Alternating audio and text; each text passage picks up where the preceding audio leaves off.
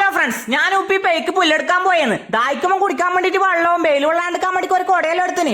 ഞമ്മളെ സ്കൂട്ടിയിലാന്ന് പോന്ന്. ഞമ്മ മുന്നോട്ട് പോകുമ്പോ സൂര്യൻ ബാക്കോട്ട് പോന്ന്. അങ്ങനെ ഞമ്മ പട്ടവും വയലിലെത്തി. ഈ വയലിനാന്നാട്ടാ പുല്ലെടുക്കണ്ടേ.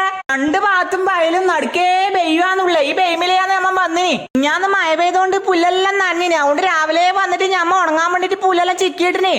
വെയില് കൊണ്ടിട്ട് പുല്ലെല്ലാം നല്ലോണം ഉണങ്ങിയിട്ടുണ്ട് കേട്ടോ. ഉണങ്ങിയ പുല്ലെല്ലാം കയറി വിരിച്ച് അതിന് ഭാര്യ വെച്ച് കെട്ടിവെച്ച് ഉപ്പ ഫോൺ എടുത്ത് ശമ്പുവേട്ടനെ പുല്ലെടുക്കാൻ വേണ്ടി വിളിച്ചു നോക്കി. അപ്പൊ ശമ്പുവേട്ടൻ ഇല്ല പോലും. എന്നിട്ട് നമ്മളെ ബിജുവേട്ടനാണ് പുല്ലെടുക്കാൻ വന്നിന്. കുറച്ചു ഇതിന്റെ ചണ്ടി ഉണ്ടായിന്. അതെല്ലാം എടുത്ത് ഞമ്മ ബിജുവേട്ടന്റെ വണ്ടിക്ക് പുരക്കേക്ക് വന്ന്.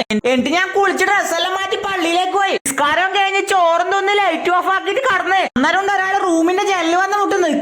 എണീക്ക് എണീക്ക്. ഞാൻ പേടിച്ച് എണീച്ച് ലൈറ്റ് ഇട്ട് ജനലോർ നോക്കി. അന്നേരം അയാൾ പറയാൻ നിക്കാ, എന്നാ നിങ്ങൾ ഇങ്ങനെ ഉറങ്ങുന്ന എണീക്ക്. ഈ വരുന്ന മെയ്യായിട്ട് നമ്മളെ ചട്ടിപ്പറമ്പ് VL സൂപ്പർ മാർക്കറ്റിന്റെ മുതലാളി അർഷദിന്റെ മംഗലാന്ന്. മംഗലത്തിന് പോണ്ടേ. പൂവക്കാടുള്ള ഔഷീനാണോ മംഗലം കഴിക്കുന്നത്. ഡി ക്ലബ് പെണ്ണിനും ചെക്കനെല്ലാം ആശംസയെല്ലാം പറഞ്ഞിട്ടുണ്ട്. നിങ്ങൾ വേമ്പാ, നമുക്ക് മംഗലത്തിന് പോവാലേ. പോയിട്ട് വന്നിട്ട് നമുക്ക് ഉറങ്ങാം. അപ്പം മംഗലം വിളിച്ച എല്ലാരും മംഗലത്തിന് വരാൻ മറക്കല്ലേട്ടാ.